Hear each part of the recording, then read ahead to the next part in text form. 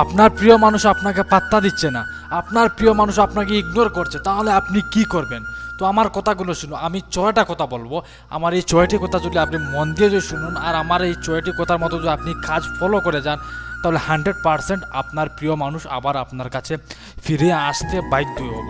কিন্তু প্রথমে আমার এই 6টি কি করতে বলবো সেটা আপনাকে কিন্তু করতে হবে, তাহলে আপনার প্রিয় মানুষ আপনার কাছে 100% এসে যাবে। ঠিক আছে? নাম্বার 1, ওর পিছনে পিছনে ঘোরা ছেড়ে দেবেন।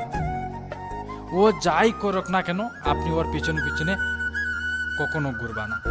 আপনার যদি মোবাইলে ওর ফটো ভিডিও কোনো কিছু তাকে বারবার দেখা আপনি বন্ধ করে দেবেন।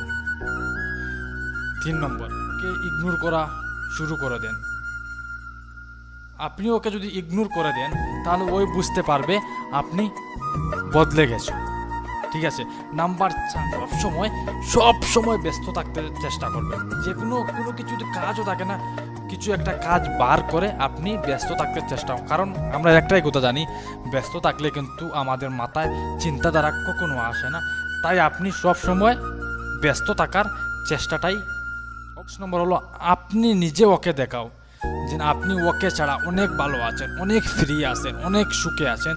আপনি নিজে ওকে দেখাও যে আমি তোমাকে ছাড়া অনেক ভালো আছি, অনেক ফ্রি আছি, তাহলেও বুঝতে থাকবো তুমি বদলে গেছো। ঠিক আছে? নাম্বার, ফোন করা বন্ধ করে দাও। তাহলে আপনি বলবে আমি ওকে ফিরিয়ে আনার চেষ্টা করছি, তো আপনি বলছো ওকে ফোন করা বন্ধ করে দেবো। হ্যাঁ, সত্যি আপনি যদি ওকে ফিরিয়ে আনতে চান তাহলে আপনি বেশি ফোন করা বন্ধ করতেই হবে। আপনাকে বেশি ফোন করা বন্ধ করে দাও। আগে আপনি 10 বার ফোন করলে থাকলে এখন আপনি 5 বার ফোন করে দাও, ওকে ফোন করবে না। এই আমার 6টি রুল যদি আপনি ফলো করে মেনটেন করে যান, 100% আপনার প্রিয় মানুষটা 2 সপ্তাহের ভিতরে আপনার কাছে ফিরিয়ে আসতে বাধ্য হবে। বিশ্বাস যদি হয় না, একবার চেষ্টা করে দেখতো। আর আমার এই ভিডিওটা যদি আপনার একটুও যদি ভালো লাগে থাকে, অবশ্যই ফলো করে পাশে থাকবেন।